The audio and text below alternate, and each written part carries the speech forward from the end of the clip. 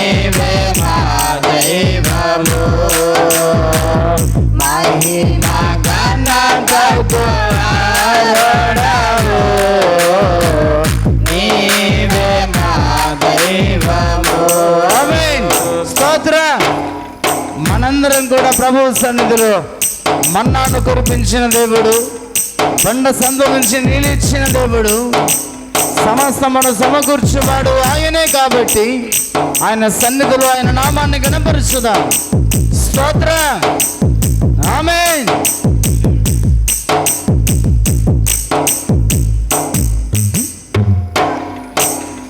వ్యాధులను తొలగించినావు, మృతులను మరి లేపినావు, వ్యాధులను తొలగించినావు, మృతులను మరి లేపినావు. యెహోవా రాఫా స్వస్థపరచును, యెహోవా రాఫా స్వస్థపరచును, నన్ను స్వస్థపరచును.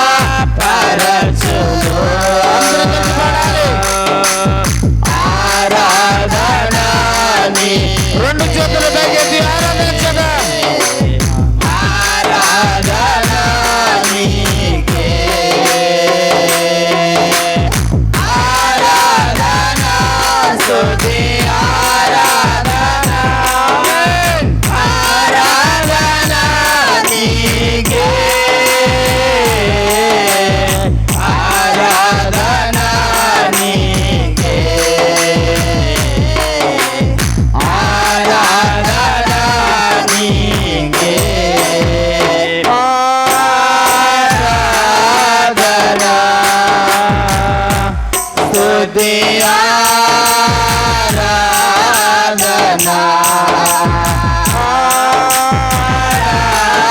ఆరాధన స్తుతి ఆరాధన, ఆరాధన స్తుతి ఆరాధన, ఆరాధన స్తుతి ఆరాధన, ఆరాధన స్తుతి ఆరాధన, ఆరాధన స్తుతి ఆరాధన, ఆరాధన స్తుతి ఆరాధన, ఆరాధన స్తుతి ఆరాధన, ఆరాధన స్తుతి ఆరాధన, ఆరాధన స్తుతి ఆరాధన, ఆరాధన స్తుతి ఆరాధన, ఆరాధన స్తుతి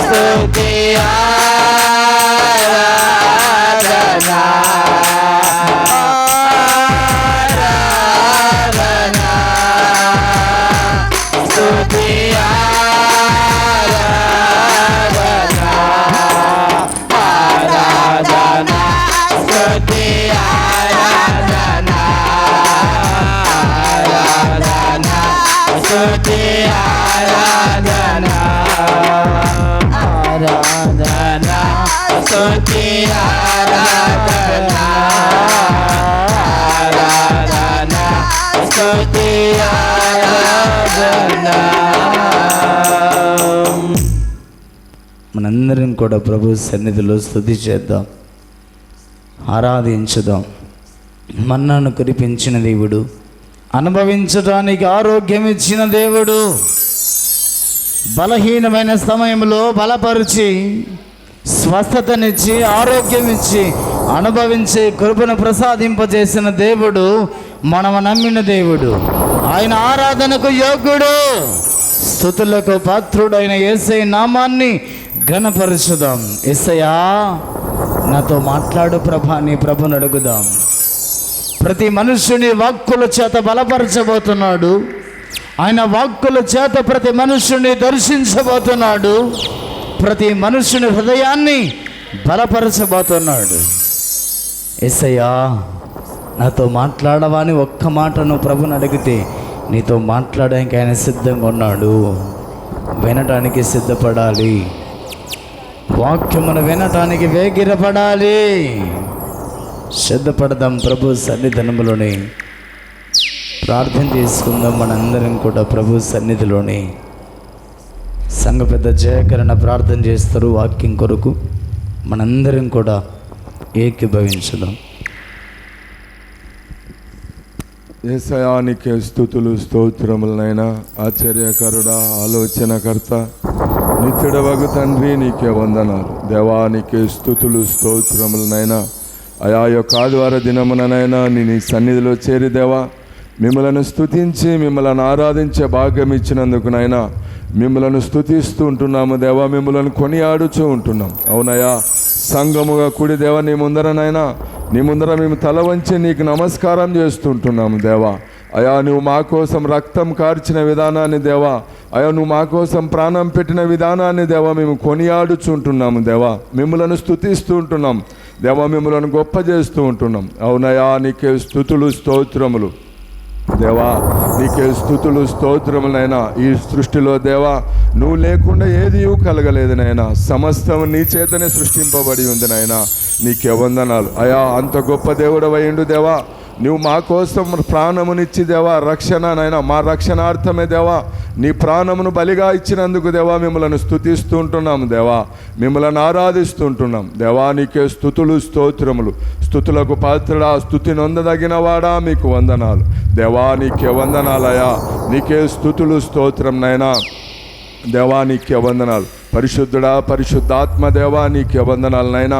నీ సేవకుడినైనా వాక్యం చెప్పుచుంటున్నగా దేవా, నీ సేవకుని దేవా నీ యొక్క ఆత్మతో అభిషేకించండి దేవా. మేమందరం వాక్యం ఇవ్వడానికి మీరు మాకు సహాయం చేయండి. పరిశుద్ధాత్మ దేవా, ప్రతి ఒక్క హృదయాన్ని మీరు దర్శించండి, ప్రతి ఒక్కరితో మీరు మాట్లాడండి దేవా. నీకు వందనాలు అయా. మేము దేవా నీ వాక్యమును వింటుండగా దేవా, అయా గ్రహించే మనసు వినగల చెవిని మీరు మాకు అనుగ్రహిస్తున్నందుకు మీకు వందనాలు చెల్లిస్తూ అయా, ముందు జరగబోయే కూడికనంతటి మీ చేతులకు అప్పచెప్పుకుంటూ మమ్మల్ని మేము తగ్గించుకుంటూ మీ నామాన్ని హెచ్చిస్తూ యేసు క్రీస్తు నామములో ప్రార్థిస్తూ ఉన్నాము తండ్రి. ఆమేన్. ఆమేన్. అందరు కూర్చున్నామా?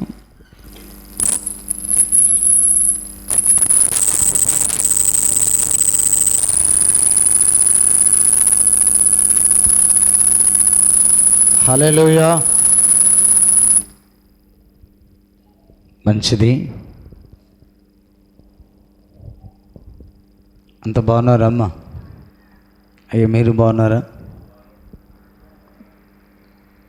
దేవుని అపారమైన కృప దేవుడు మన పట్ల చూపించి గడిచిన వారమంతా కూడా దేవుని కృప కాపుదల సంరక్షణ మనకు మన కుటుంబాలకు అనుగ్రహించి ఆయన సన్నిధికి తోడుకొని వచ్చిన దేవునికి మహిమ ఘనత ప్రభావములు కలుగునగాక. ఆమేన్. మంచిది.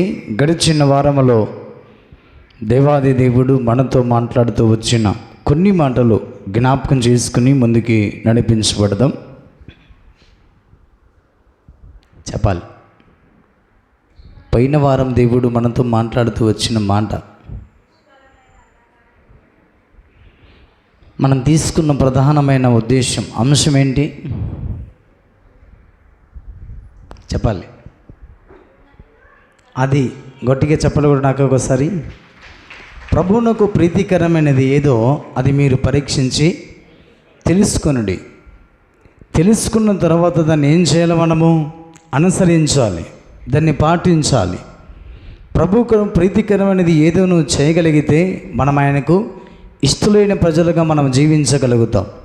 ఆయనకి ఇష్టలైన వారికి భూమి మీదను పరమందును సమాధానము నెమ్మది కలుగుతుందన్న భావాన్ని దేవుడు చాలా స్పష్టంగా మాట్లాడుతున్నాడు.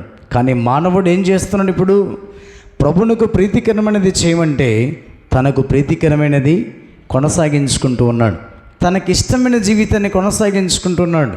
అందుకే మానవుడు కష్టాల పాలవుతున్నాడు, రోగుల పాలవుతున్నాడు, తన జీవితంలో ఎన్నో విధాలుగా నష్టపోతున్నాడు.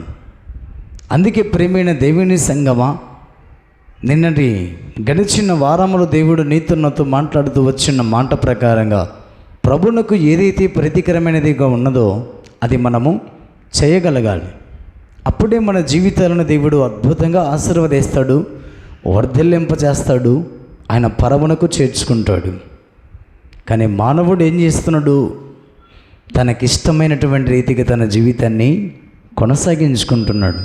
భూమి మీద ధనవంతుడు తినుము త్రాగుము సుఖించుమని తన ఇష్టానుసారంగా జీవించాడు, చనిపోయాడు, పాతిపెట్టబడ్డారు. అతను ఎక్కడికి వెళ్ళిపోయాడంట? పాతాళానికి వెళ్ళిపోయాడు. వెళ్ళిపోయిన తర్వాత అక్కడికి వెళ్ళి కేకలేస్తున్నాడంట, అబ్రహామా అబ్రహామా నా యందు కనికరపడుము, ఇదిగో నీ రొమ్మున ఆనుకుని ఉన్నాడే లాజరు, అతని వ్రేణికొల నీళ్ళలో ముంచిన ఆనుకుని చల్లరచడానికి లాజరును పంపమన్నాడు. పంపమన్నప్పుడు అబ్రహాం అన్నాడు, బాబు భూమి మీద నీకు ఇష్టమైనటువంటి రీతికి నీ జీవితాన్ని కొనసాగించుకున్నావు. ప్రభువునకు ఏది ప్రీతికరమైనదో అది పరీక్షించి తెలుసుకోమని వాక్యము సెలవిస్తున్నప్పటికీ నీ జీవితకాలం అంతా కూడా నీవు నీకిష్టమైన రీతిగా జీవించావు. కాబట్టి ఇక్కడ కష్టము అనుభవించక శ్రమ అనుభవించక తప్పదు అన్నటువంటి రీతిగా అబ్రహాము గారు మాట్లాడుతున్నట్లుగా ఈ మధ్యాహ్నం వేళ మరొక్కసారి దేవుని వాక్యం హెచ్చరిక చేస్తూ ఉన్నది. నీకు ఇష్టమైన రీతిగా కాకుండా ప్రభువునకు ప్రీతికరమైన రీతిగా నీ జీవితాన్ని కొనసాగించుకుంటే నేడు లేదా రేపు దేవుని రాజ్యంలో ప్రవేశించబడిన తర్వాత కూడా నీవు నిత్యము నెమ్మదిని పొందాలి అంటే లాజరులాగా భూమి మీద ఉన్నప్పుడే ప్రభువునకు ప్రీతికరమైన ఏదో అది పరీక్షించి తెలుసుకొని ఆ వాక్యానుసారంగా జీవించగలిగితే నిత్య రాజ్యములో నిత్యము నెమ్మదిని పొందుతామన్న భావాన్ని దేవుడు చాలా స్పష్టంగా మాట్లాడుతూ ఉన్నాడు. అందుకనే ఈ క్రైస్తవ విశ్వాస భక్తి జీవితంలో మనం నేర్చుకోవలసినది ఏంటంటే ప్రభువునకు ప్రీతికరమైనది ఏదో అది మనము తెలుసుకోవాలి, తెలుసుకుని వాటిని అనుసరించగలగాలి. అప్పుడే భూమి మీద సమాధానం కలుగుతుందన్న భావాన్ని దేవుడు మాట్లాడుతున్నాడు. ఈ వారము దేవుడు ఏం మాట్లాడుతున్నాడో మరొకసారి లేఖన భాగాన్ని చదువుకుందాం. యోహాను సువార్త 15వ అధ్యాయం 1 నుంచి 2 వచన భాగాలు చదవండి. నేను నిజమైన ద్రాక్షవల్లిని, నా తండ్రి వ్యవసాయకుడు. నాలో ఫలింపని ప్రతి తీగెను ఆయన తీసి పారవేయును. ఫలించు ప్రతి తీగె మరి ఎక్కువగా ఫలింపవలనని దానిలోని పనికిరాని తీగెలను తీసివేయును. హల్లెలూయా. చిన్న ప్రార్థన చేసుకుందాం. మహాపరిశుద్ధుడానికి స్తోత్రాలు తండ్రి. చదవబడిన లేఖన భాగాన్ని ఆధారం చేసుకుని ప్రభా మీరు మాతో మాట్లాడి మా ద్వారా నీ ప్రజలైన వారందరితో మీరు మాట్లాడి మహిమ తెచ్చుకుని ప్రార్థన చేస్తూ మీ దాసుడైన మమ్మలను మీ ఆత్మాభిషేకంతో అభిషేకించి నీ జ్ఞానముతో నింపి మా ద్వారా నీ ప్రజలైన వారందరితో మాట్లాడమని, వినగలిగే చెవులు గ్రహించగలిగే మనస్సు మాకు ప్రసాదించుమని ముందున్న వాక్య పరిచయం అంతటిని మీ చేతులకు అప్పగించుకుంటూ యేసుక్రీస్తు దివ్యమైన నామమున ప్రార్థించి వేడుకొనుచున్నాను మా తండ్రి, ఆమేన్. అందరూ కూర్చుండమ్మా. ఈ యోహాను సువార్త 15వ అధ్యాయం 1 నుంచి 5 వచన భాగాలు మనం చదువుకుంటే ఇక్కడ 3 విధాలైనటువంటి వాటిని మనం చూస్తాం. యేసుప్రభు అన్నాడు, నేను నిజమైన ద్రాక్షవల్లిని, నా తండ్రి వ్యవసాయకుడు. నాలో ఫలింపని ప్రతి తీగనైన తీసి పారవేయును అన్నాడు. నాలో ఫలింపని ప్రతి తీగనైన తీసి పారవేయును. 3 రకాలైనటువంటి తీగలు మనకి ఇక్కడ కనపడుతున్నాయి.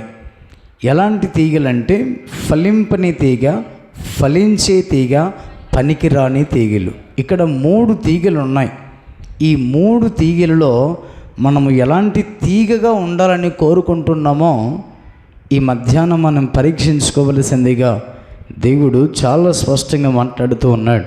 మొట్టమొదటి తీగ పనికిరాని తీగ గురించి మనం చూద్దాం. పనికిరానటువంటి తీగ ఎలా ఉంటుందో దేవుడు చాలా స్పష్టంగా నీతో నాతో మాట్లాడుతూ ఉన్నాడు. మత్తయి సువార్తలోనికి రెండొక మాట, 7వ అధ్యాయం, మత్తయి సువార్త 7వ అధ్యాయం 17వ వచన భాగాన్ని చదవండి. అలాగుననే ప్రతి మంచి చెట్టు మంచి ఫలములు ఫలించును, పనికి మాలిన చెట్లు కాని ఫలములు ఫలించును. ఏ చెట్టు అంట ఇది? పనికిరాని చెట్లు ఏ ఫలాలు ఫలిస్తాయంట? కాని ఫలాలు ఫలిస్తాయి. ప్రతి మంచి చెట్టు మంచి ఫలములు ఫలిస్తుంది. పనికి రాని చెట్టు కాని ఫలాలు ఫలిస్తుంది. అందుకే దేవుని సంగమా, కాని ఫలాలు అంటే జాగ్రత్తగా వినండి. ఒక క్రైస్తవుడుగా, ఒక విశ్వాసిగా, ఒక భక్తిపరుడుగా దేవుని మందిరానికి వస్తున్న మనము ఎలాంటి ఫలాలు ఫలించాలి? మంచి ఫలాలు ఫలించాలి. ప్రభువుకు ప్రీతికరమైన ఫలాలు ఫలించాలి. మనం ఎలాంటి ఫలాలు ఫలిస్తున్నాం? పనికి రాని ఫలాలు ఫలిస్తున్నాం. దేవునికి ఏమాత్రం కూడా మన వలన ప్రయోజనము లేనటువంటి ఫలాలు ఫలిస్తున్నాం. అంటే కాని ఫలాలు ఫలిస్తున్నామేమో. కాని ఫలాలు ఫలిస్తున్నట్లయితే నువ్వు పనికి రాని తీగ వలె నువ్వు ఉన్నావని గుర్తించాలి.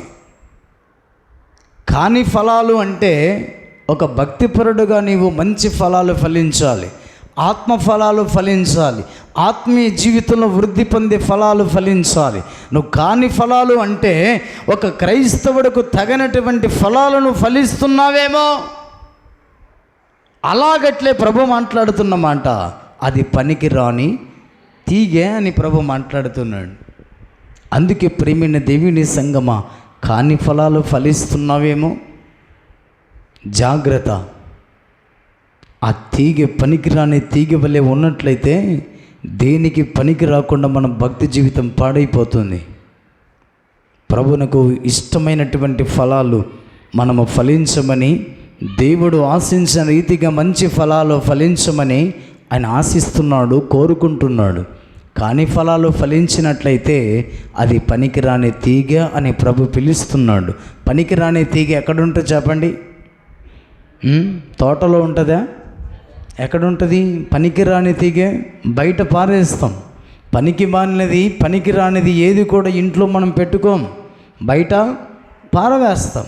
అందుకనే ప్రేమైన దేవుని ప్రజలారా, పనికిరాని తీగే కాని ఫలాలు ఫలిస్తుంది అన్న ఉద్దేశాన్ని దేవుడు మాట్లాడుతున్నాడు. అరే, ఒక క్రైస్తవురాలయ్యుండి మాట్లాడే మాటలు ఇవా? ఒక భక్తిపరుడయ్యుండి ప్రవర్తించే ప్రవర్తన ఇదా? అదే కాని ఫలం. అర్థమవుతుందా వాక్యం? కాని ఫలాలు ఫలించేవాడు పనికిరానివాడు, పనికిరానిదన్న భావాన్ని దేవుడు చాలా స్పష్టంగా మాట్లాడుతున్నాడు. అందుకే దేవుని సంఘమా, దేవుడు నీతో నాతో మాట్లాడుతున్నమాట, దేవుని సన్నిధికి వచ్చిన మన జీవితాల్లో ప్రతి మంచి చెట్టు మంచి ఫలం ఫలిస్తుంది. పనికిరాని చెట్టు కానీ ఫలములు ఫలిస్తుంది. అందుకే కాని ఫలాన్ని ఫలిస్తున్నట్లయితే మంచి చెట్టు వలె మంచి ఫలాన్ని ఫలించి మంచి తీగ వలె అభివృద్ధి పొందుతూ వర్ధిల్లుదుముగాక. ఆమేన్. కొంచెం ముందుకు సర్దుకోండి, బయట వర్షం వస్తున్నట్లుంది. బయట ఉన్న వాళ్ళు లోపలికి వస్తారు, కాస్త ముందుకు జరిగి కూర్చోండి.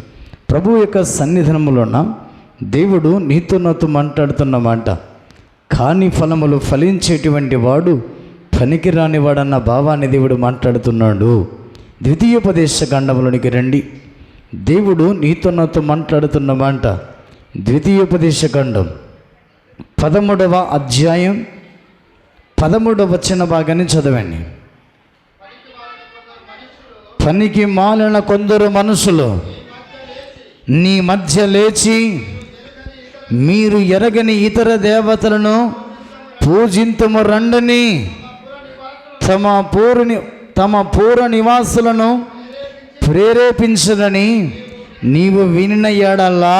చూడండి ఇక్కడ రాయబడినటువంటి మాట, పనికి మాలినటువంటి పనికి రానటువంటి తీగ ఏం చేస్తుంది అంటే విగ్రహారాధన వైపు మళ్ళిస్తుంది. ఎందుకంటే వారు కాని ఫలాలు ఫలిస్తున్నారు కాబట్టి. అమ్మా అలా నాపండి.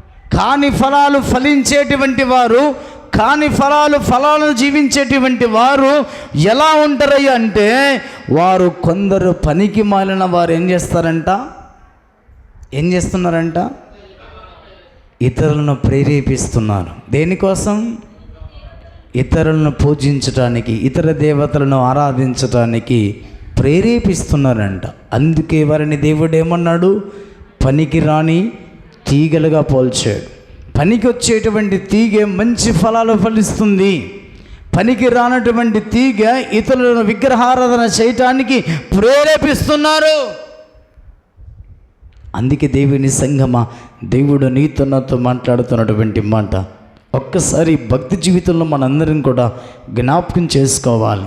అందుకే నీవు ఆ సంగతిని పరిశోధించి పరీక్షించి బాగుగా విచారింపవలను. ఏది ఏ తీగని పోలి ఉన్నదో గుర్తించాలి. పనికొచ్చే తీగ విగ్రహారాధనను ప్రేరేపించదు. పనికి రాని తీగ మాత్రమే, పనికి మాలిన వారిగా ఉన్నటువంటి వారు మాత్రమే విగ్రహారాధన చేయటానికి ప్రేరేపిస్తున్నారు. అందుకే దాన్ని పరీక్షించి బాగుగా నీవు తెలుసుకోవాలి, పరీక్షించుకోవాలి, పరిశీలించాలి.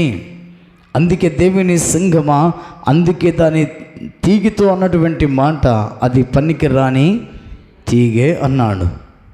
చాలా జాగ్రత్తగా భక్తి జీవితంలో మనం పరిశీలన చేసుకుందాం. చూడండి, నిర్గమకాండంలోనికి రండి. నిర్గమకాండంలో పనికిరానటువంటి తీగే మనకు అక్కడ కనపడుతుంది. 32వ అధ్యాయం 1వ వచనం నుంచి చదవండి. మోషే కొండ దిగకుండా తడువు చేయుట,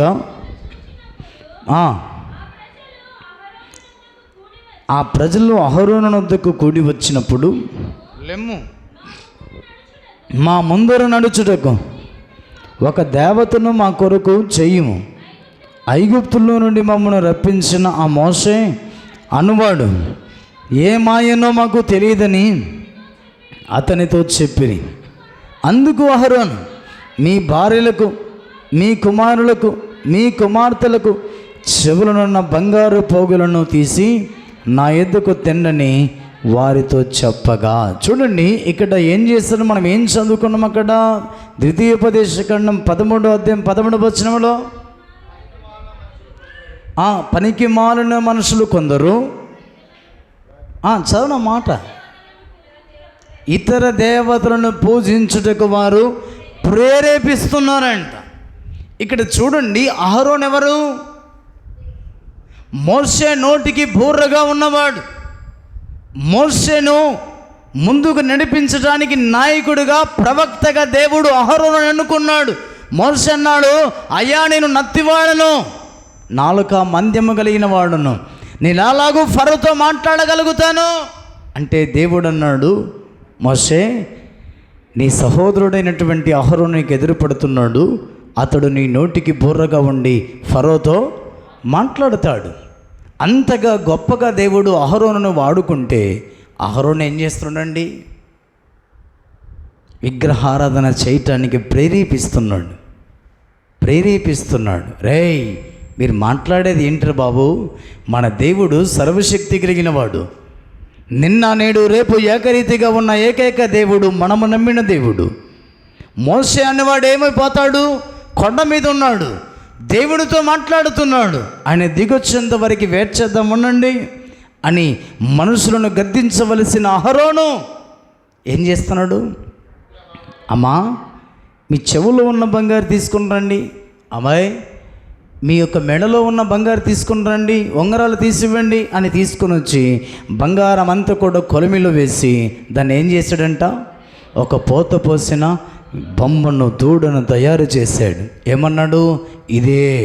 ఇదే ఐగుప్తులో నుంచి తోడుకొని వచ్చిన యెహోవా అనే దాన్ని పండగ ఆచార చేశాడు. పండగను ఆచరింపజేస్తున్నాడు. దేవుని సంఘమా, దేవుడు మాట్లాడుతున్నమాట. ప్రజలు తినుటకు త్రాగుటకు లేచిరి అని రాయబడింది. ఎంత విచిత్రంగా విగ్రహారాధన చేయటానికి ప్రేరేపిస్తున్నాడండి అహరోను గారు. ఇది కాదా పనికి మాలిన తీగలను పోలిన జీవితాలు? కొందరు పనికి మాలిన వారు ఉంటారు, నమ్మకంగా దేవుని మందిరానికి వస్తుంటారు, నమ్మకంగా దేవుని సన్నిధిలో గడుపుతుంటారు. విగ్రహారాధన ఆచారాలు పాటించడానికి కుటుంబంలో ప్రేరేపించే పెద్దగా వాళ్ళే ఉంటారు. ఇది కాదా కుటుంబంలో సంఘములో పనికిరాని తీగ? ఎందుకో సంఘములో పదే పదే పదే విగ్రహారాధన సంబంధమైన ఉద్దేశాన్ని దేవుడు మాట్లాడుతున్నాడు. మారాలి. బ్రతుకులు మారితే, జీవితాలు మారితే దేవుడు అద్భుతంగా దీవిస్తాడు, వర్ధిల్లింప చేస్తాడు.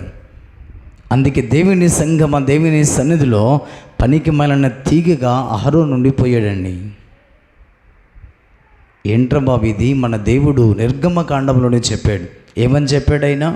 నేను తప్ప నీకు వేరొక దేవుడు. మరి ఎలా తయారు చేస్తాడండి అహరోను గారు? ఒక విశ్వాసిగా, బలమైన విశ్వాసిగా ఎలా ఆచరిస్తున్నామండి ఆచారాలు, అన్యుల ఆచారాలు?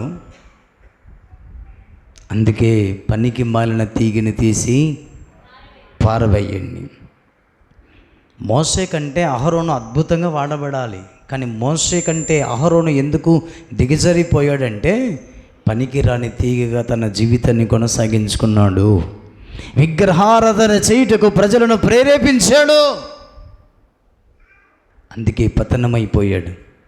అంటే బైబిల్ గ్రంథంలో ఎక్కువగా అతని ఆత్మీయ జీవితం చూపించలేదు. అందుకే దేవుని ప్రజలారా, దేవుడు నీతో నాతో మాట్లాడుతున్న మాట, ఆ మాట చదవండి. దేవుడు చాలా స్పష్టంగా మాట్లాడుతున్నాడు. 4వ వచనం,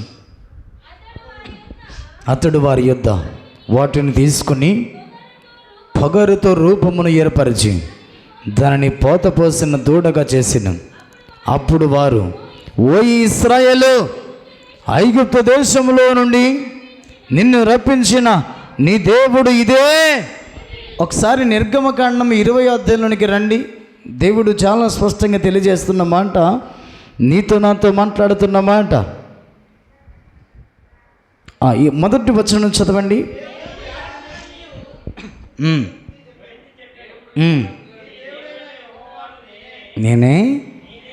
నేనే దాసుల గృహమైన ఐగుప్తు దేశంలో నుండి నిన్ను వెలపలికి రప్పించితిని. ఏమన్నాడు దేవుడు ఇక్కడ?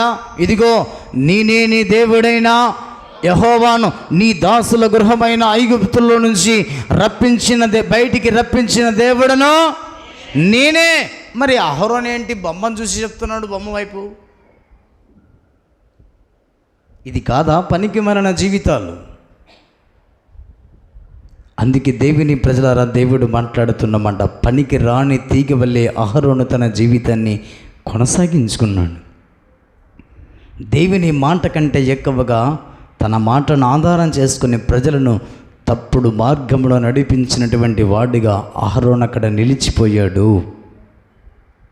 దేవుడు నీతో నాతో మాట్లాడుతున్న మాట, ఆ మాట చదవండి. కింది వచనం, అది ఏమన్నాడు దేవుడు అక్కడ? నేను తప్ప నీకు వేరొక దేవుడు.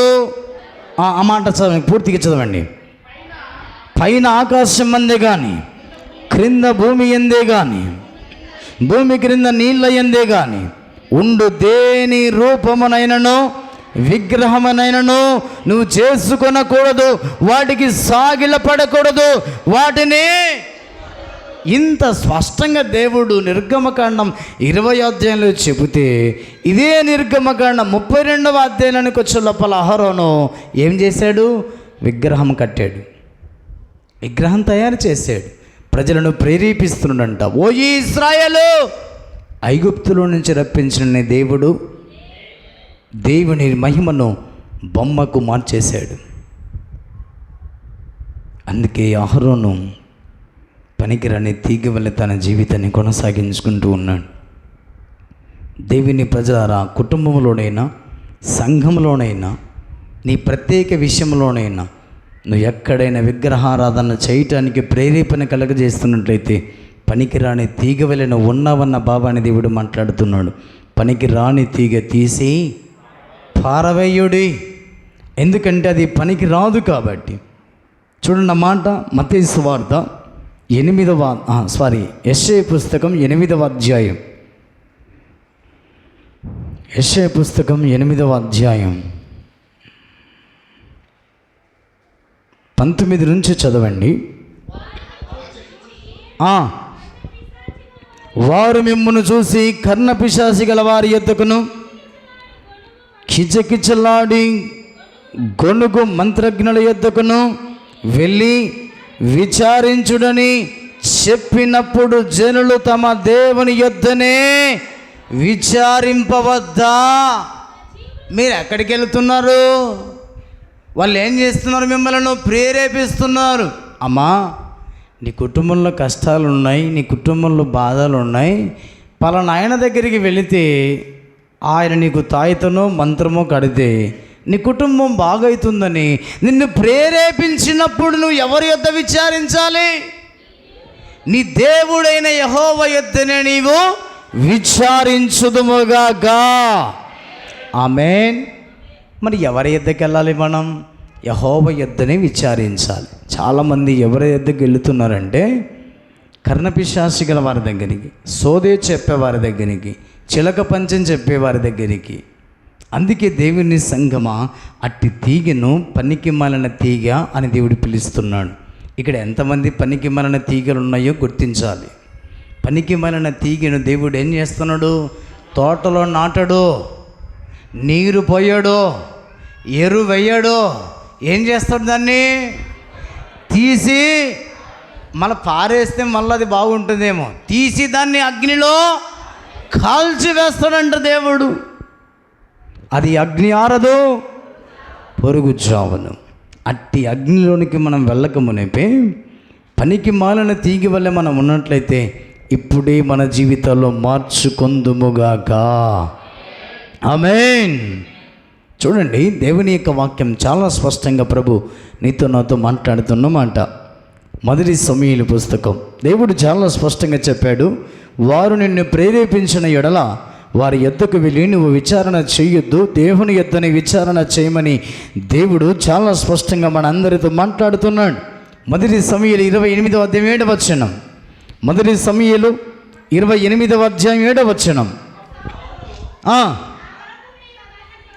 అప్పుడు సౌలు, నా కొరకు మీరు కర్ణపిశాచి గల ఒక స్త్రీని కనుగొనని, నేను పోయి దాని చేత విచారణ చేతునని తన సేవకులకు ఆజ్ఞయ్యగా వారు చిత్తము ఎందోరులో కర్ణపిశాచము గల ఒకటి ఉన్నదని అతనితో చెప్పిరి. కాబట్టి సౌలు మారువేషము ధరించి వేరు బట్టలు తొడుక్కొని 2 మనుషులను వెంట పెట్టుకొని పోయి రాత్రివేళ ఆ స్త్రీ యొద్దకు వచ్చి కర్ణపిశాచము ద్వారా నాకు శకునము చెప్పి నాతో మాట్లాడుటకై నేను నీతో చెప్పు వారిని రప్పించమని కోరగా. చూడండి, ఇక్కడ దేవుడు ఏం చెప్పాడు? యెషయా పుస్తకంలో దేవుడు ఏం చెప్పాడు? ఇదిగో కర్ణపిశాచ గల వారి దగ్గరికి వెళ్ళదము రండి, సోదే చెప్పేవారి దగ్గరికి వెళ్ళదము రండి అని జనులు ప్రేరేపించిన ఎడల మీరు వెళ్ళదు. వెళ్ళకుండా నువ్వేం చేయాలి? నీ దేవుడిని యెహోవా యొద్దనే మీరు విచారణ చేయుదము. విచారణ చేయాలి. ఆ మాట పక్కన పెట్టి దేవుడు సౌలు ప్రార్థన వినలేదు. సౌలు గారి ప్రార్థన వినుకుంటే సౌలుని దేవుడు త్రోసివేస్తే దేవుని సన్నిధిలో ప్రార్థించవలసిన సౌలు ఎవరి దగ్గరికి వెళ్ళాడు? ఎంత దారుణమండి! ఎన్నిసార్లు దేవుడు మాట్లాడుతూ వచ్చాడో ఈ మాటను. అందుకే దేవుని ప్రజలారా పదే పదే పదే దేవుడు మాట్లాడుతున్నాడు. మరొక్కసారి జ్ఞాపకం చేసుకుందాం. కర్ణపిశాచి గల స్త్రీల దగ్గరకు వెళ్ళేటువంటి ప్రతి వ్యక్తి పనికిరాని తీగను పోలి ఉన్నాడు. పనికిరాని తీగే ఎన్ని రోజులు ఇంట్లో పెట్టుకుంటారండి? ఇప్పుడు పాడైపోయిన భోజనం ఉంది, పాడైపోయిన అన్నం ఉంది, ఎంతవరకు పెట్టుకుంటాం ఇంట్లో? రాత్రి అయితే పగలు వరకు పెట్టుకుంటాం. పగలు కొంచెంసేపు ఉంటుంది, తర్వాత స్మెల్ వచ్చిన తర్వాత అది ఇంట్లో పెట్టుకుంటామా? ఎంతసేపు ఉంటుంది? అది కొంచెంసేపు ఉండి పాడేస్తాం. దేవుని ప్రజలారా, మన జీవితాలు కూడా అంతే. పనికిరాని తీగని పోలి ఉన్నామంటే కొంతకాలం దేవుడు చూస్తాడు. చూసినంతకాలము చూసి దేవుడు ఏం చేస్తాడు? తీసి పారవేస్తాడు. పనికిరాని తీగని పోలిన ప్రతి జీవితాలు అట్టి వాటివని దేవుడు మాట్లాడుతున్నాడు. సౌలు గారి జీవితాలు చూశాడు. చూసిన నాళ్ళు చూసి దేవుడు అతని ప్రార్థన వినటం మానేశాడు. మానేస్తే ఎక్కడికి వెళ్ళాడు? యెహోవా యొద్ద విచారణ చేయవలసిన వాడు కర్ణపిశాచి గల వారి దగ్గరికి వెళ్ళాడు. అవి మాట్లాడుతున్నాయి. ఎవరు? కర్ణపిశాచి గల స్త్రీ మాట్లాడుతున్న మాట, అద్భుతమైన మాట ఉంది అక్కడ. చదువున్న మాట. సౌలు చేయించినది నీకు తెలిసినది కదా, కర్ణపిశాచము గల వారిని, చిల్లంగి వారిని అతడు దేశములో ఉండకుండా నిర్మూలము చేసిన కదా. నీవు నా ప్రాణము కొరకు ఉరియొగ్గి నాకు మరణమేలా రప్పింతువని అతనితో. అవి భయపడుతున్నాయి కానీ ఇతడు భయపడడం లేదు దేవునికి. కర్ణపిశాచి గల స్త్రీ అంటుంది, సౌలా అని అనిందా? ఎందుకనలేదు? మారువేషం వేసుకున్నాడు మహాగణుడు. ఈయన ఎవరికి కనపడకుండా, ఎవరికి తెలియకుండా మంత్రగాల దగ్గరికి వెళ్ళేటువంటి వారిని దేవుడు చూస్తున్నాడు.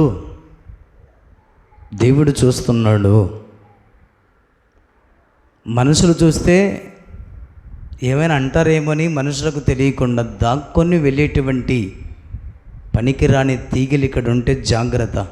దేవుడు మాట్లాడుతున్నాడు. దేవుడు మారువేషం వేసుకున్నా, రాత్రి కనపడకుండా పోయినా, ఎవరికి చూడకుండా ఆటోలు వేసుకొని బైకులు వేసుకొని పోయినా దేవుడు చూస్తున్నాడు. హల్లెలూయా. సర్వ సృష్టికర్త అయిన దేవుడు సర్వాన్ని సృజించినవాడు. ఆయన కనుదృష్టి నుంచి ఏ మనుషుడు కూడా తప్పించుకోలేడు.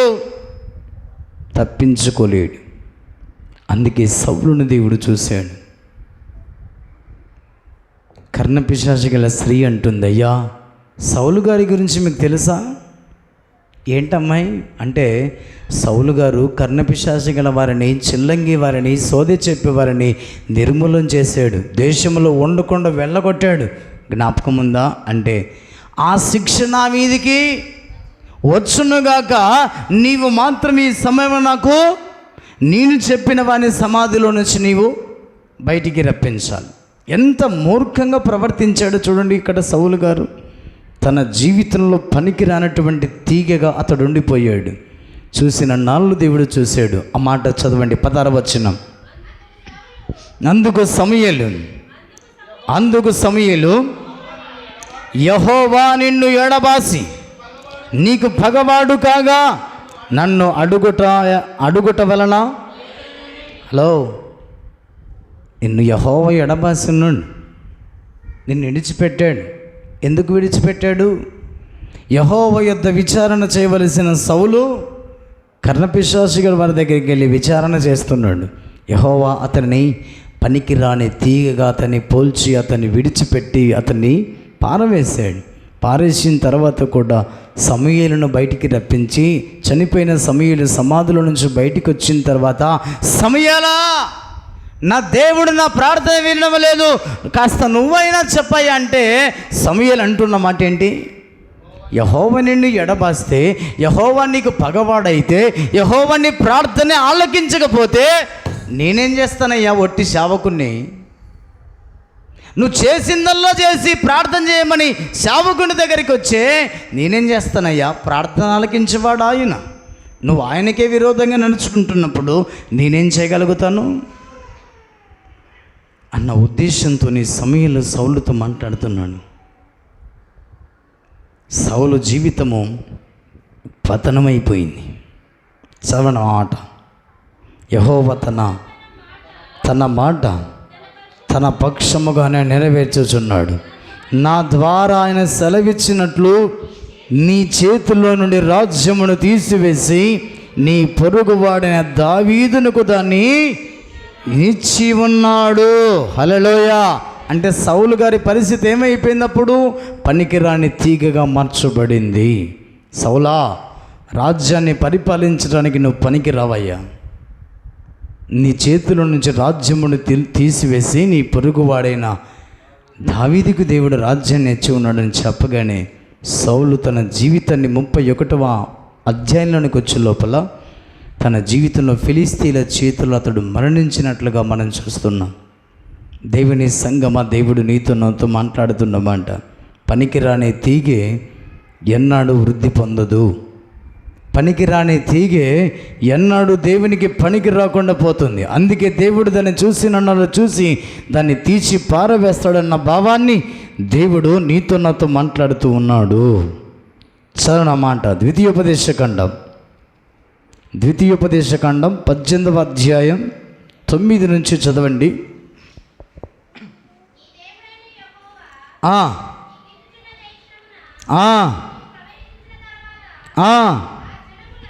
ఆ జనముల హేయ కృత్యములను నీవు నువ్వు వెళ్ళేటువంటి ప్రాంతంలో, నువ్వు నివసిస్తున్న ప్రాంతంలో ప్రజలు హేయ కృత్యములు నేర్చుకుంటారు. అనేకమైనటువంటి నాకు విరోధమైనటువంటి హేయమైనటువంటి చేయబోతున్నారు. నీవు వాటిని నేర్చుకోవద్దు. నేర్చుకున్నావా పనికి రాని తీగ వలె, సౌలు గారి వలె పతనమైపోతావు. అది నేర్చుకోవద్దు అని దేవుడు మాట్లాడుతున్నాడు. దాన్ని నేర్చుకున్న అహరోను జీవితం పాడైపోయింది. దాన్ని అనుసరించినటువంటి సౌలు జీవితం పాడైపోయింది.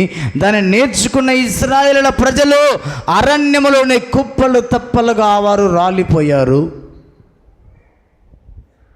మనం ఎలా ఉన్నాం? అది మనకి ఎలా అనిపిస్తుందంటే దాన్ని ఈజీగా తీసేసుకుంటాం. ఏమవుతుందని అనుకుంటాం. జాగ్రత్త. దేవుడు నిన్ను పదే పదే గద్దిస్తున్నాడంటే నిన్ను ప్రేమిస్తున్నాడు. దేవుడు నిన్ను ఎందుకు గద్దిస్తున్నాడు దేవుడు అంటే నువ్వు సరి చేసుకుంటావని దేవుడు గద్దిస్తున్నాడు. అందరూ మాట్లాడేది ఇదే బైబిలే కదా, అందరూ చెప్పేది ఇదే మాటలే కదా. కొన్ని వందల సంవత్సరాల నుంచి ఈ బైబిల్ మాట వింటున్నాను అనుకుంటున్నావేమో. నిర్లక్ష్యం చేయొద్దు. జాగ్రత్త. దేవుడు మాట్లాడుతున్నాడు.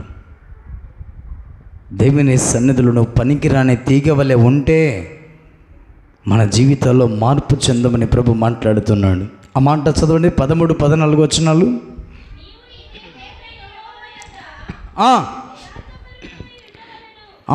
నీవు నీ దేవుడిని యెహోవా యొద్ద యథార్థపరుడవై ఉంటున్నామా? యథార్థపరులుగా ఉంటున్నామా? జాగ్రత్తగా వినండి అమ్మా, జాగ్రత్తగా వినండి. దేవుని యొక్క వాక్యం ఏం చెప్తుంది? ఇది మొదలుకొని యెహోవా నీ రాకపోకల యందు నీకు తోడుగా ఉండి నిత్యముగా నీ ప్రాణమును కాపాడును అన్నాడు దేవుడు. మనం ఏం చేస్తాం? బండి కదులుతుందంటే నిమ్మకాయ పెడతాం, బండి కదులుతుందంటే టెంకాయ పెడతాం, బండి కదులుతుందంటే టెంకాయ పెడతాం, వంకాయ పెడతాం. ఎందుకండి? ఇది కాదా ఆచారాలు? ఇది కాదా పనికి మాలిన జీవితాలు? మారాలి. మార్పు చెందిన నాడు దేవుడు అద్భుతంగా దీవిస్తాడు. మార్పు చెంది నేటి క్రైస్తవ సమాజంలో పనికి మారిన తీగ వలె మనం ఉంటే మారినప్పుడే దేవుడు నిన్ను చేతులెత్తి దీవిస్తాడు. హల్లెలూయా, హల్లెలూయా, హల్లెలూయా. లేదండి నేను ఎట్లే ఉంటానంటే దేవుడు ఒక మాట చెప్తున్నాడు. అక్కడ పై వచనాన్ని చదవండి. 12వ వచనం. వీటిని చెయ్యు ప్రతి వాడును ఏమంట? ఒక్కరు గట్టిగా చదవండి. వీటిని చెయ్యు ప్రతి వాడు యెహోవాకు హేయుడు. యెహోవాకు హేయమైన జీవితం కొనసాగిస్తేనండి సౌలులాగా పతనమైపోతాం. మరి అంతగా దేవుడు చెప్తుంటే నీకు అంత ఇష్టంతో ఎందుకు చేస్తున్నావు దాన్ని? సంఘాన్ని దేవుడు హెచ్చరిస్తున్నాడు. సరి చేసుకుంటే సరిపోతుంది. సరిదిద్దుకోకుండా నా జీవితం ఇంత అనుకుంటే చూసిన నాళ్ళు చూస్తాడు. పనికి మాలిన తీగ అని చెప్పి తీసి పారేస్తాడు. పారేసినప్పుడు ఉన్న ఆశీర్వాదాలు అన్నీ పోతాయి. దేనికి పనికి రాకుండా పోతాం. అందుకే దేవుని సంగమ దేవుడు మాట్లాడుతున్నమాట. వీటిని చెయ్యు ప్రతి వాడు యెహోవాకు హేయుడు, హేయురాలు. నిమ్మకాయ పెట్టకపోతే ఏమైపోతుందో, మళ్ళీ గడప గడపకి మారాలి. మారిన నాడే అద్భుతమైన జీవితాలుగా దేవుడు కడతాడు, నడిపిస్తాడని ప్రభు మాట్లాడుతున్నాడు. దేవుని సంగమ, దేవుడు నీతో నాతో చాలా స్పష్టంగా దేవుని సన్నిధిలో దేవుడు మాట్లాడుతున్న మాటలు మనం గ్రహించాలి. యథార్థమైన హృదయం కలిగి యెహోవా సన్నిధిలో మనము నడుచుకోవాలి, యథార్థమైన జీవితం కొనసాగించుకోవాలి.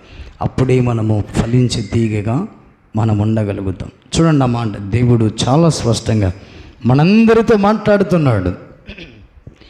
దేవుని సన్నిధానములోన దేవుని యొక్క వాక్యం తెలియజేస్తుంది. 2వ దినవృత్తాంతములు ముగించబోతున్నాం. దేవుని సన్నిధిలో చాలా స్పష్టంగా దేవుడు నీతో నాతో మాట్లాడుతున్నాడు. 2వ దినవృత్తాంతములు 13వ అధ్యాయం 6వ వచనం.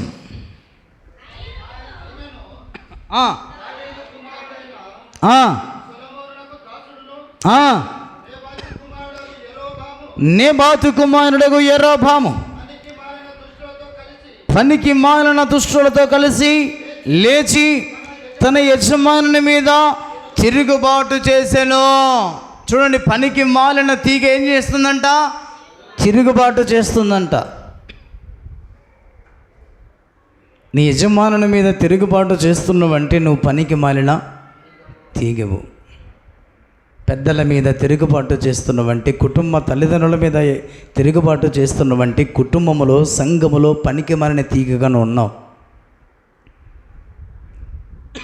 ఇప్పుడు పిల్లలు, కుటుంబ సభ్యులు తల్లిదండ్రులకు తిరుగుబాటు చేశారనుకోండి, తల్లిదండ్రులు ఏం చేస్తారు? తిరుగుబాటు చేసే పిల్లలని తొందరగా ఏం చేస్తారు? వాళ్ళకి పెళ్ళిళ్ళు చేస్తారు. పెళ్ళి చేసి ఏం చేస్తారని, వీడు మాటింటలేడని చెప్పి నీ బతుకు నువ్వు బతుకురా అని చెప్పి మనకు ఒక బిల్డింగు, ఒక కొట్టం వేసి అన్నీ పక్కకి పెట్టేస్తారు.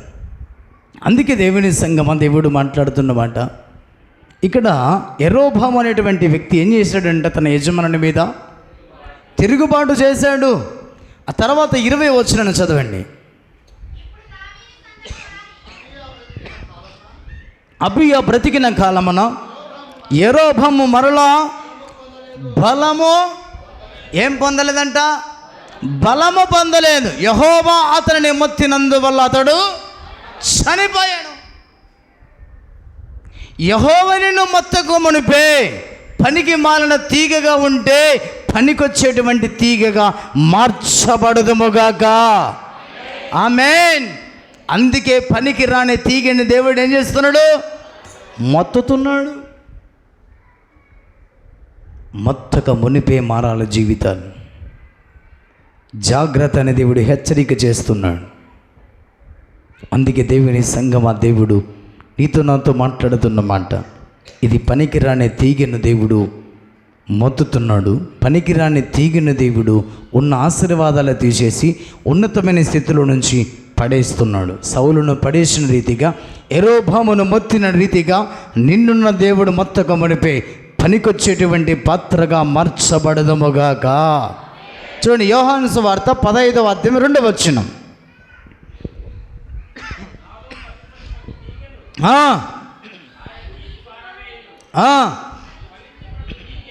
ఫలించు ప్రతి తీగే ఎలా ఉండాలంట? ఫలించు ప్రతి తీగే మరీ అధికముగా ఫలించాలి. ఫలిస్తున్నామా? నమ్మి బాప్తీసం పొంది రక్షించబడినప్పుడు చక్కగా పాటలు పాడేవాడివి, చక్కగా దేవుని మందిరానికి వచ్చేదానివి. ఇప్పుడు ఎలా ఉన్నాం మనం? నిర్లక్ష్యం స్టార్ట్ అయింది. నిర్లక్ష్యం వల్ల భక్తి హీనతలోనికి వెళ్ళిపోతాం. భక్తి హీనతలోనికి వెళ్ళిపోయిన తర్వాత మనం పనికిరాని తీగ వల్లే మనం ఉండిపోతాం. అందుకనే నిర్లక్ష్యం అనేది మన జీవితంలో భక్తిహీనతలోనికి తీసుకెళ్తుంది. ఏంటి ఆ నిర్లక్ష్యం అంటే? సమయానుకూలంగా దేవుని మందిరానికి రావటం లేదు. ఫలించు ప్రతి తీగ మరీ ఎక్కువగా ఫలించాలి. మరి ఫలిస్తున్నామా? ఫలిస్తున్నాం. మరీ అధికముగా ఎక్కువగా ఫలించాలి. ఫలించకపోతే నువ్వు అక్కడే ఉంటే మన జీవితంలో ఏనాడు కూడా ఆత్మీయంగా ఎదగలేం. వర్ధిల్లలేం, ఎత్తబడే సంఘములో మనం ఉండలేం.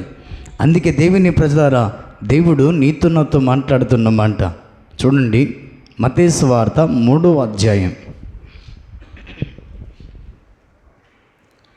మనం ఫలిస్తున్నాం అనుకుంటున్నాం. దేవుని మందిరానికి వచ్చినంత మాత్రాన ఫలించడం అనేది కాదండో. ఆ మాట చదవండి. 10వ వచనం.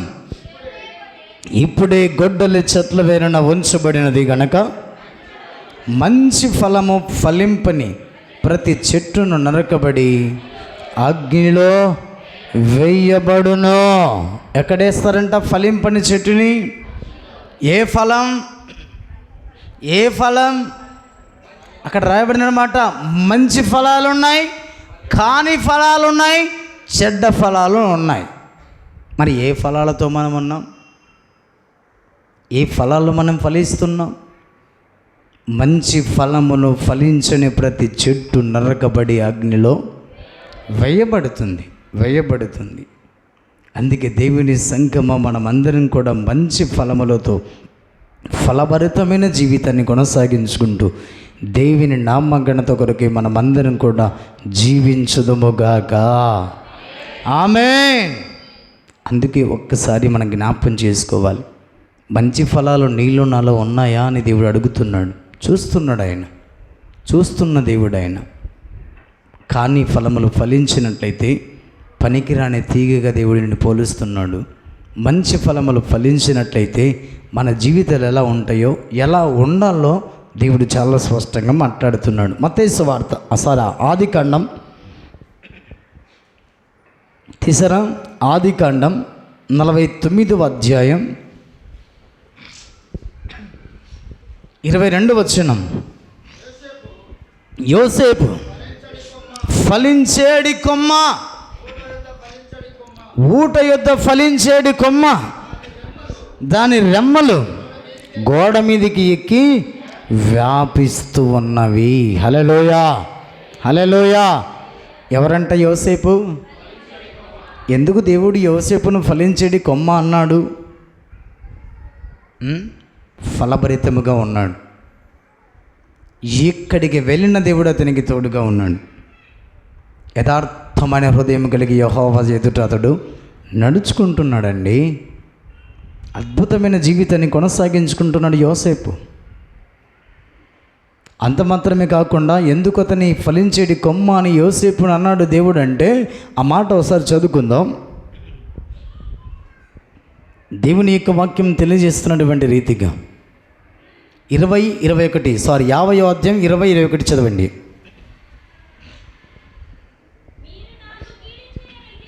మీరు నాకు కీడు చేయని ఉద్దేశించదురే కానీ నేటి దినమున జరుగునట్లు, అనగా బహు ప్రజలను బ్రతికించినట్లుగా అది మేలుకే దేవుడు ఉద్దేశించెను. కాబట్టి భయపడకుడి, నేను మిమ్మును మీ పిల్లలను పోషించదనని చెప్పి వారిని ఆదరించి వారితో ప్రీతిగా. ఇది ఫలం అంటే, ఇది దేవునికి ఇష్టమైన ఫలం. ఈ ఫలం నీలో నాలో ఉందా? ఫలించు ప్రతి తీగ మరి అధికముగా ఫలించాలి, అభివృద్ధి పొందాలి, వర్ధిల్లాలి. యోసేపు ఎలాంటి వాడంట? తన సహోదరులను ప్రేమించిన వాడిగా ఉన్నాడు, ప్రీతిగా మాట్లాడిన వాడిగా ఉన్నాడు. రే, నాకు మోసం చేసిన వాడిని, నన్ను కొట్టి గుంటలు వేసి దేశానికి కాని దేశానికి అమ్మివేసినటువంటి అన్నలు నా చేతికి దొరికారు. ఎలా దొరికారు? ఆహారం లేని కాలమున, చనిపోయే పరిస్థితుల్లో యోసేపును ఆశ్రయించారు. యోసేపు వారికి అన్నం పెట్టకపోతే యోసేపు సహోదరులు, యోసేపు ఇంటివారు చనిపోతారు. కానీ యోసేపు వారి మీద కక్ష పెంచుకోలేదు, యోసేపు వారి మీద అసూయ పెంచుకోలేదు. వారిని ఆదరించడంట, వారితో ప్రీతిగా మాట్లాడంట. వారు కరువు కాలం అంతా కూడా సమృద్ధి అయిన భోజనము భుజించే రీతిగా యోసేపు వారికి ఆహారాన్ని, ధాన్యాన్ని పంపించాడు. దేవుని సంగమా, దేవుడు మాట్లాడుతున్నమాట. అందుకే యోసేపు గురించి దేవుడు అన్నాడు, యోసేపు ఫలించేడి కొమ్మ, ఊట యొద్ద ఫలించేడి కొమ్మ అతని రెమ్మలు గోడ మీదికి వ్యాపించి ఉన్నాయంట. అంత విస్తారమైన దీవెన నేను పొందుకోవాలంటే మనం ఫలించేటి కొమ్మగా మనం ఉండాలి. ఫలించు ప్రతి తీగ మరి అధికముగా ఫలించాలి. మనం ఫలిస్తాం. దేనిలో ఫలిస్తాం? కాని ఫలాలు ఫలిస్తాం. పనికిరాని ఫలాలలో మనం ఫలిస్తుంటాం. అట్టి ఫలాలు నీలోనలో ఉంటే తీసేసుకొని ఫలించు ప్రతి తీగ మరి అధికముగా ఫలించునుగాగా. ఆమేన్. అందుకే దేవుని సంగమా, ఒక్కసారి మన జీవితాన్ని మనకు మనమే జ్ఞాపకం చేసుకోవాలి. ప్రభు యొక్క సన్నిధానములోన పనికిరాని తీగ వలె మన జీవితంలో ఇంకా మనము దేవునికి ఇష్టం లేనటువంటి జీవితాన్ని కొనసాగించుకుంటూ మన జీవితంలో మనము ఫలించేటువంటి కొమ్మ వలె మనం ఉండాలన్న భావాన్ని దేవుడు నీతో మాట్లాడుతూ ఉన్నాడు. హల్లెలూయా. పనికిరాని తీగ, ఫలించే తీగ. ఇంకో తీగ ఏది? ఫలింపని తీగ. ఈ తీగ ఎక్కడ ఉంటుందంటే దేవుని తోటలోనే ఉంటుంది. జాగ్రత్తగా వినండి. ఎక్కడ ఉంటుంది ఈ తీగ? దేవుని మందిరంలోనే ఉంటుంది. కానీ ఈ తీగ ఎలా ఉంటుంది? ఫలింపని తీగ వలె ఉంటుంది. ఆ మాట చదవండి. దేవుడు నీతో నాతో మాట్లాడుతున్నమాట. లూకాసు వార్త 13వ అధ్యాయం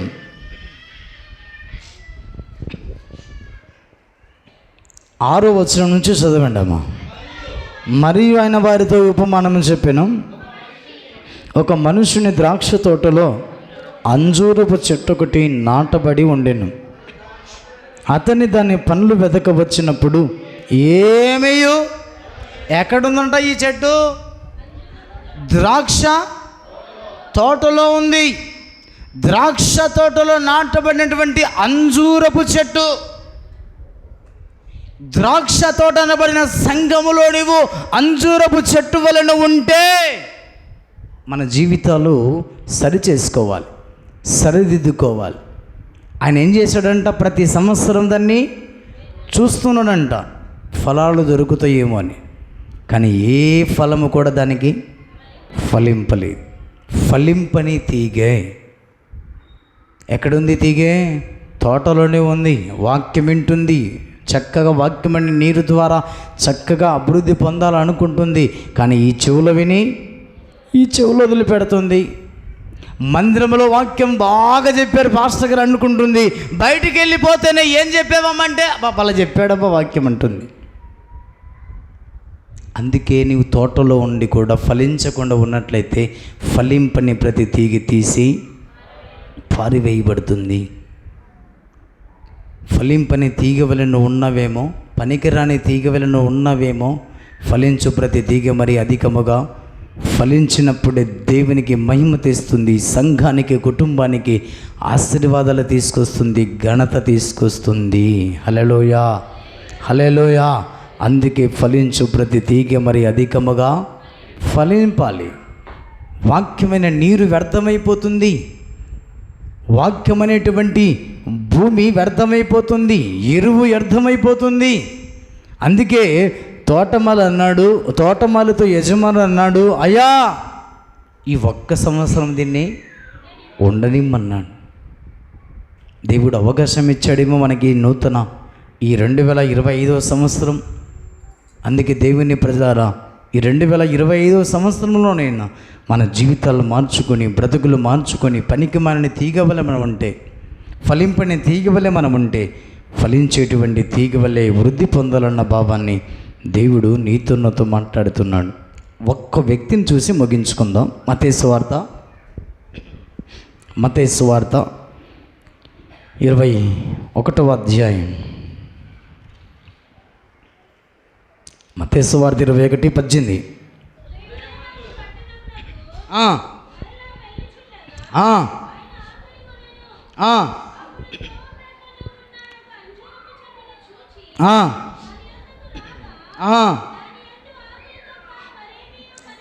ఇక్కడ చూడండి, ఆయన ఆకలి కొన్నాడు. ఆకలి కొని ఒక చెట్టును చూశాడు. ఆయన చెట్టును చూస్తే, ఆ చెట్టు దగ్గరికి వెళ్ళి చూస్తే ఆకులు తప్ప మరి ఏమీయో కనపడలేదు. వెంటనే దాన్ని దేవుడు యేసయ్య క్షమించడం పోయి శపించాడు. శపించిన తర్వాత ఆ చెట్టు ఏమైపోయింది? తక్షణమే ఎండిపోయింది. మత్తయి సువార్త 26లోనికి రండి, 14వ వచనం. మత్తయి 26:14. అప్పుడు 12 మందిలో ఒకడుగు ఇస్కరియోతు యోధా ప్రధాన యాజకుల యొద్దకు వెళ్ళి, నీ నాయనను మీకు అప్పగించిన యెడల నాకేమీ ఇత్తురని వారిని అడిగాను. అందుకు వారు 30 వెండి నాణెములు తూచి వానికిచ్చిరి. అప్పటి నుండి ఆయనను అప్పగించుటకు తగిన సమయము కనిపెట్టుతున్నాడు. ఎవరుతున్నాడు ఈ వ్యక్తి? యేసయ్యతో ఉన్నాడు, యేసయ్య మాటలు వింటున్నాడు, యేసయ్య బోధ వింటున్నాడు, చనిపోయిన వారిని లేపినప్పుడు ఉన్నాడు, దయ్యాలు వెళ్ళగొట్టినప్పుడు ఉన్నాడు. ఈయన నజరేతుడైన యేసయ్యని గుర్తించాడు. కానీ ఫలించలేదు. అన్నీ వింటున్నాం, దేవుని మందిరానికి వస్తున్నాం, వాక్యం వింటున్నాం, పాటలు పాడుతున్నాం, వాయిద్యాలు వాయిస్తున్నాం, ప్రభు సన్నిధిలో చప్పట్లు కొడుతున్నాం, వాక్యాన్ని బోధిస్తున్నాం. కానీ మనలో ఏమీ లేదు, ఫలభరితమైన జీవితం లేదు. అందుకే 11 మంది శిష్యులు భూమిని తలక్రిందలు చేసే రీతికి దేవుడు వాడుకున్నాడు. ఇస్కరియోతు యోధ ఒరి వేసుకొని చనిపోయాడు. ఫలించని ప్రతి తీగ తీసి పారివేయబడుతుంది. జాగ్రత్త అని దేవుడు హెచ్చరిక చేస్తున్నాడు. హల్లెలూయా. వాక్యాన్ని గుర్తించిన వాడు ఫలభరితముగా దినదినము అభివృద్ధి పొందుతూ వర్ధిల్లుతూ ప్రభు రాకడ కొరకు ఫలించు ప్రతి తీగ మరి అధికముగా ఫలిస్తుంది. ఇట్టి వాక్యము దేవుడు మనందరి జీవితాల్లో నీరు కట్టి ఫలింప చెయ్యునుగాక. ఆమేన్. మకురించండి ప్రభు సన్నిధిలో. మనందరిని కూడా ఒక్కసారి జ్ఞాపకం చేసుకుందాం. దేవుడు మన జీవితాలకు ఆధారమైన వాడు. మనమందరం కూడా ఒక్కసారి జ్ఞాపకం చేసుకుందాం. నిజమే, మన జీవితంలో ఫలించే కొమ్మగా మనం ఉన్నామా? పనికి రాని తీగ వలె మనం ఉన్నామా? ఒక్కసారి జ్ఞాపకం చేసుకుందాం. పనికి రాని తీగ, ఫలింపని తీగ, ఫలించే తీగ. నువ్వు ఏ తీగ వలె ఉన్నావు? అమ్మా, దేవుడు మనతోనే మాట్లాడుతూ వచ్చాడమ్మా. అయ్యా, దేవుడు నీతోనే మాట్లాడుతున్నాడు. ఎన్ని సంవత్సరాల నుంచి వాక్యం వింటున్నావు?